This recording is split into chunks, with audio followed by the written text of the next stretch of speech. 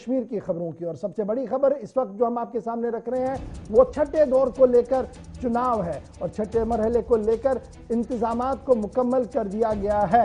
और कल लगातार कल चुनाव को लेकर जो है तैयारियां मुकम्मल की गई और दूर दराज इलाकों के अंदर जहां अमले को भेज दिया गया है वहीं पर पॉलिटिकल पार्टीज के लीडर्स के बीच तू मैं का सिलसिला भी लगातार जारी है। और आज भी बयान और काउंटर बयान जो है वो दिए गए हैं। एक तरफ से भारतीय जनता पार्टी के 1 दर्जन से ज्यादा नेता इन दिनों जम्मू और श्रीनगर के अंदर मौजूद है और इलेक्शन कैंपेन को चला रहे हैं। वहीं पर पीपल्स अलायंस समेत कांग्रेस और दीगर जमातों की तरफ से भी छोटी बड़ी रैलियां करके इस बात को यकीनी बनाया जा रहा है कि चुनावी दंगल के नताइज जब सामने हो तो उनकी जीत को यकीनी बनाया जाए। दोनों तरफ से जीत का दावा किया जा रहा है। लेकिन इंतजामात को लेकर जरा सीधे इस वक्त हम चलते हैं जम्मू भी और श्रीनगर भी।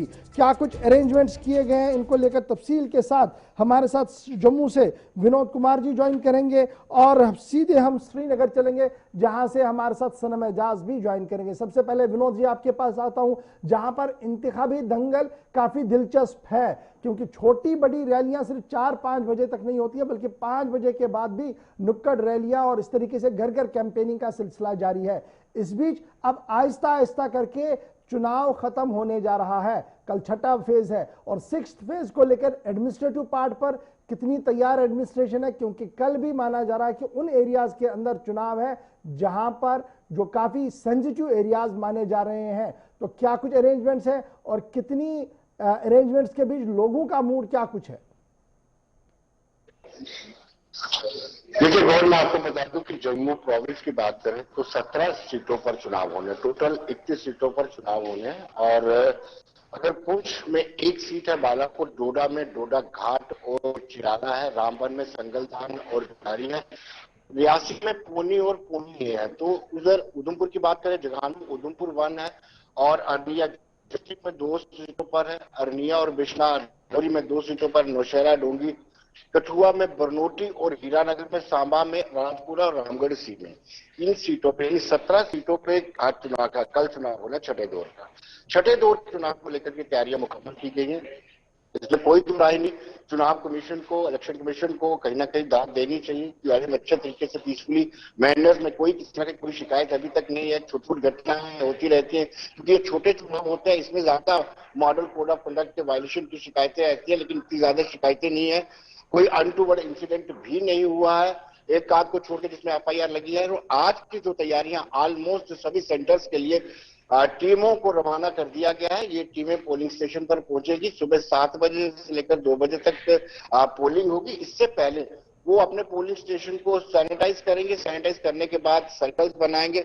दूसरा, कुछ एरिया हाइपर सेंसिटिव है जो बॉर्डर पे है, जैसे बालाकोट पुंछ में है, बॉर्डर पे है, शेलिंग की आशंका जताई जा सकती है, लेकिन उसको लेकर के भी उन्होंने कंटीजेंसी प्लान बना के रखा है कि अगर शेलिंग होती है तो ऐसी परिस्थिति में इस एरिया के चुनाव को डेफर भी किया जा सकता है या फिर उस पोलिंग स्टेशन को बदला भी जा सकता है। जी गौर। विनोद जी, बड़ा इंपॉर्टेंट ये है कि जब हम नेक्स्ट फेज में आ रहे हैं और नियर टू कंक्लूड अब ये चुनाव होने जा रहे हैं तो उससे पहले पॉलिटिकल पार्टीज के दफ्तरों के अंदर धड़कनें काफी ज्यादा तेज हो रही है। गणित को लगाया जा रहा है कि कौन आगे कौन पीछे, किस तरीके का माहौल पॉलिटिकल लेवल पर दफ्तरों के अंदर है?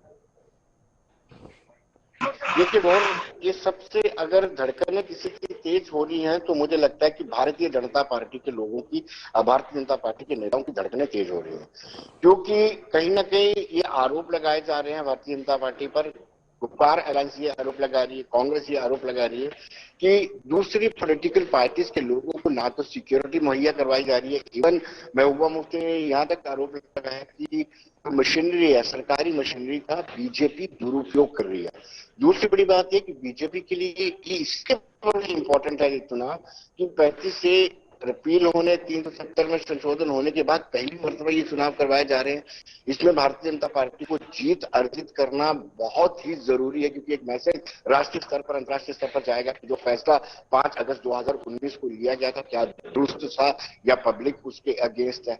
अगर हम अलायंस की बात करें, बाकी लोगों की बात करें तो उनके पास एक प्रोटेक्टेड फील्ड है। वो कह सकते हैं कि हमें प्रचार का मौका नहीं दिया गया, हमें पहले तो नजरबंद रखा गया, नजरबंद रखने के बाद हमें मूवमेंट पर रोक लगा दी गई।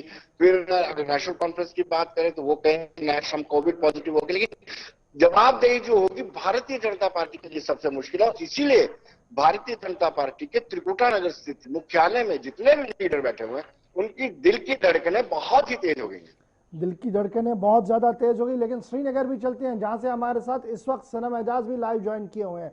सनम, नॉर्थ कश्मीर हो या साउथ कश्मीर, कल चुनावी दंगल है और काफी हाइपर सेंसिटिव प्लेसेस के अंदर कल चुनाव होने जा रहा है।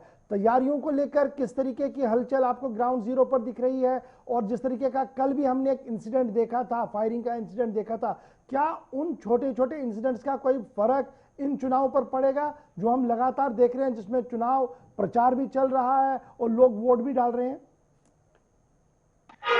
हाँ देखिए गौर, जिस तरह विनोद जी अभी बता रहे थे कि दिल की धड़कनें तेज हैं, तो कश्मीर में दिल की धड़कनें ना तेज सही, लेकिन बहुत से लोग उम्मीदवार और दावेदार हैं। और इस उम्मीदवारी और दावेदारी में अब कुछ फेज जो 6 फेज है वो कल जो होने वाला है उसमें सबकी नजर है। मैं नॉर्थ कश्मीर के इस वक्त पटना होनी है, कल बारामूला के साथ साथ कुपवाड़ा में होनी है, कुपवाड़ा के साथ साथ बांदीपुरा में होनी है। ये फेजेस में होनी है। जैसे बारामूला की 3 कॉन्स्टिट्यूएंसी में कल होनी है, कुपवाड़ा की 2 में होनी है, बांदीपुरा की 2 में होनी है। तो इसमें जो कंपेनिंग वगैरह वो पहले ही बंद हो चुके हैं। पटन में अभी 16 और 18 को होने जा रही है, पटन के आसपास के इलाकों में।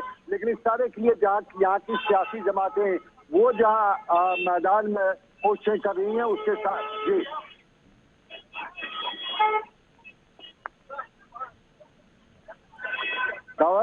जी साफ तैयारी है।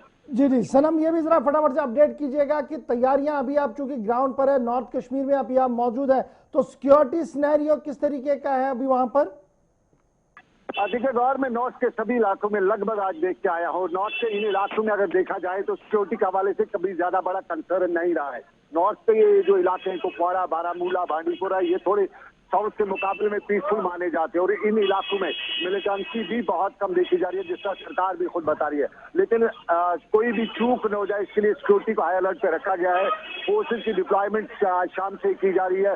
पोलिंग अमला जहाँ जहाँ पहुंचाना है वो पहुंचाया जा रहा है, और उसके साथ साथ जो इलेक्शन मटीरियल है वो भी पहुंचाने की कोशिश की जा रही है। पहुंचाया जा भी चुका है।